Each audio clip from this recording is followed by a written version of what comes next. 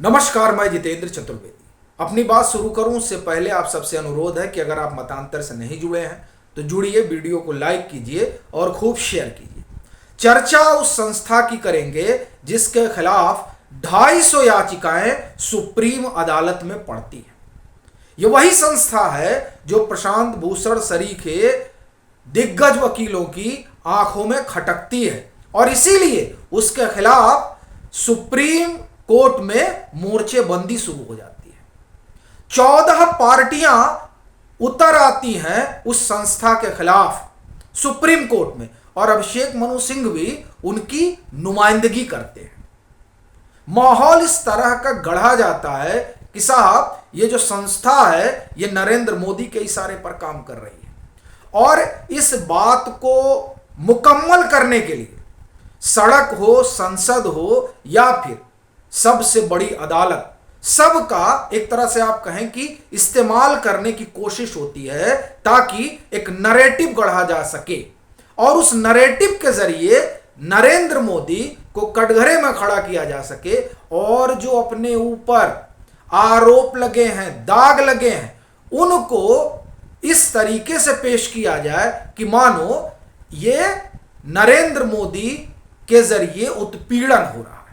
बात हम ईडी की कर रहे हैं, वही ईडी जो छापा मार रही है या आप कहें कि जिसने छापा मारा कांग्रेस राजस्थान इकाई के प्रदेश अध्यक्ष किया।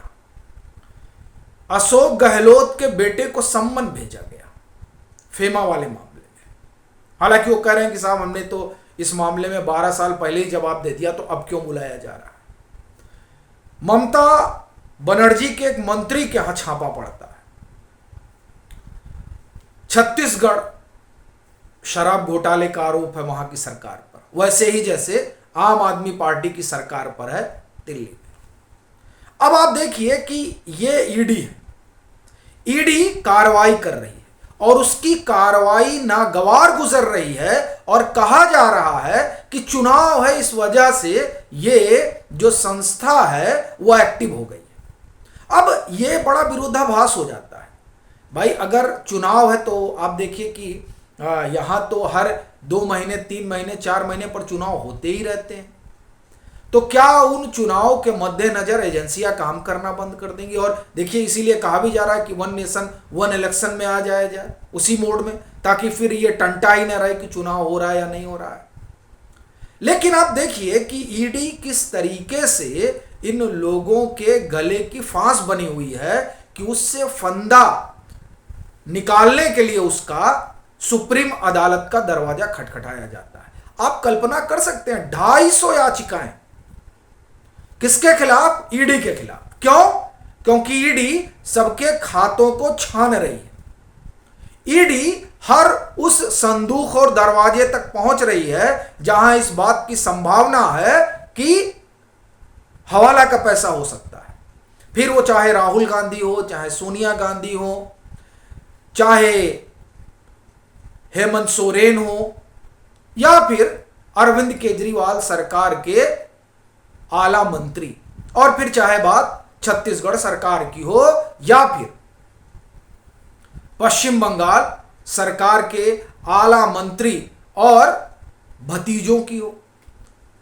ईडी हर उस जगह पहुंच जा रही है और ये बात नागवार गुजर रही है उन लोगों को जिनको इस बात का डर सता रहा है कि अगर ऐसा ही रहा, जिस तरीके से ईडी काम कर रही है और जिस तरीके से नरेंद्र मोदी ने यह नारा दिया है कि भ्रष्टाचार और वंशवाद ये दोनों जो हैं भारतीय लोकतंत्र की सबसे बड़ी विसंगति है जिसे खत्म करना है, और उसमें जिस तरह से भ्रष्टाचार और वंशवाद को उजागर किया जा रहा है, उससे जो विपक्ष है वो सदमे में, उसे इस बात का डर है कि कहीं वो अपनी साख खो न दे, और अगर साख खो देगा तो 2024 के चुनाव में उसे क्या ही हासिल होगा।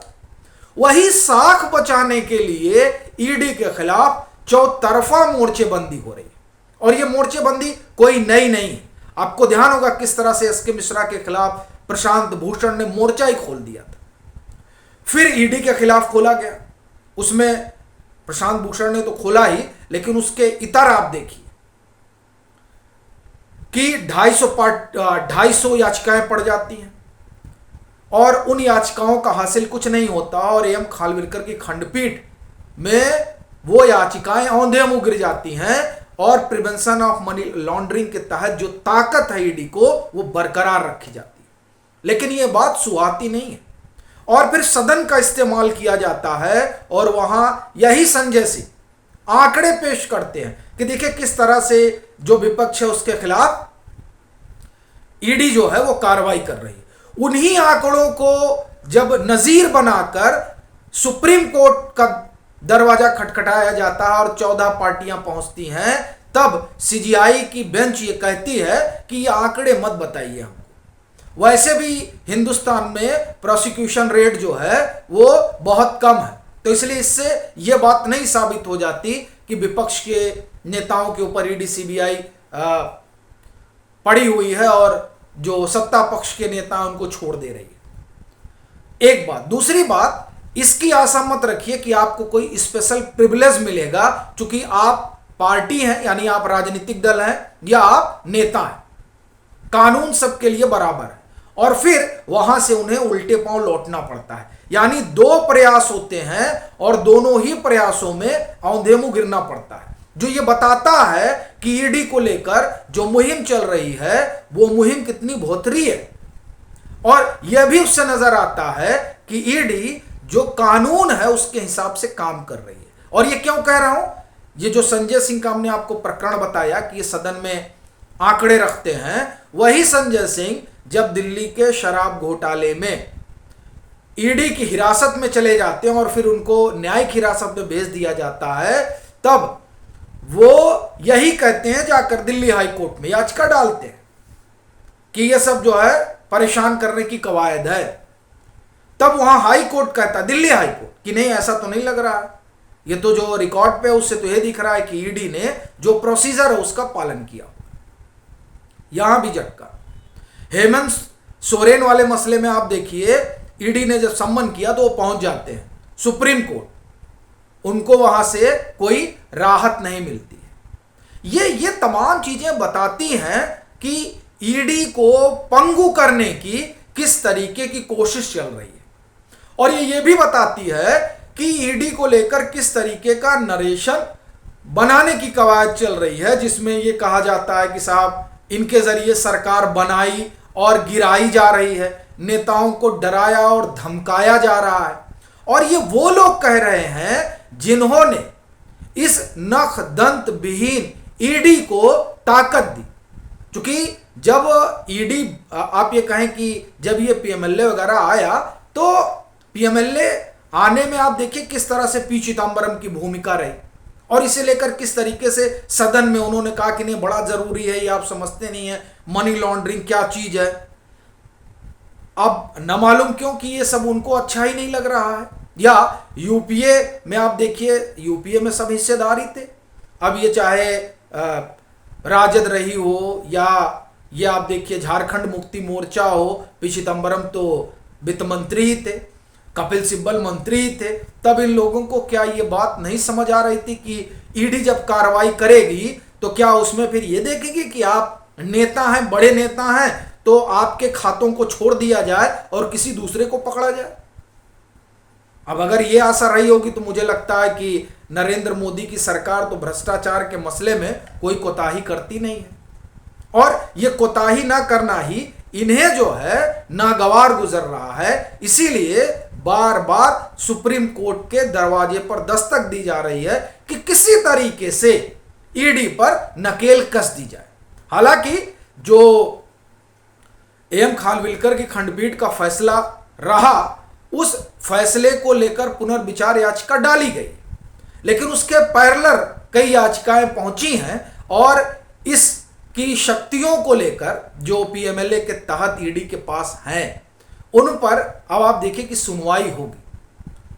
सुप्रीम कोर्ट सुनेगी, 22 नवंबर संभवतः डेट है। लेकिन बड़ी बात यह है कि ईडी जो है वो इस कदर खटक रही है आंखों में कि उसकी जो ताकत है उसको कैसे कम किया जाए, इसकी पुरजोर कवायद चल रही है। और उसी कवायद में जो एक इनको ठिया मिला है वो है सुप्रीम कोर्ट, जहां इनको लगता है कुछ हो सकता है। अभी तक का जो इतिहास रहा है सुप्रीम कोर्ट में ईडी के मामले में, उसमें तो इनको मुंह की ही खानी पड़ी। तो अब फिलहाल ये देखने वाली बात रहेगी कि जब 22 नवंबर को सुनवाई होगी तो क्या कुछ होगा। लेकिन अभी तक तो ईडी जिस तरीके से काम कर रही है, एक और दूसरा ईडी के विषय में अभी तक जो सुप्रीम कोर्ट की सामान्यतः राय रही है वो तो यही बताती है कि ईडी को जो शक्तियां मिली हुई हैं उनके मातहत वो कामकाज कर रही है, और इसमें अगर एक दो ऑब्जर्वेशन को छोड़ दिया जाए तो बाकी कहीं ये देखने में नहीं आता है कि ईडी पॉलिटिकल टूल बनी हुई।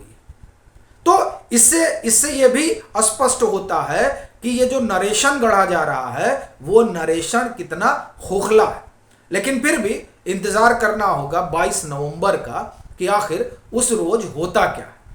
अभी के लिए फिलहाल इतना ही। अगर आप मतांतर से नहीं जुड़े हैं तो जुड़िए, वीडियो को लाइक कीजिए और खूब शेयर कीजिए।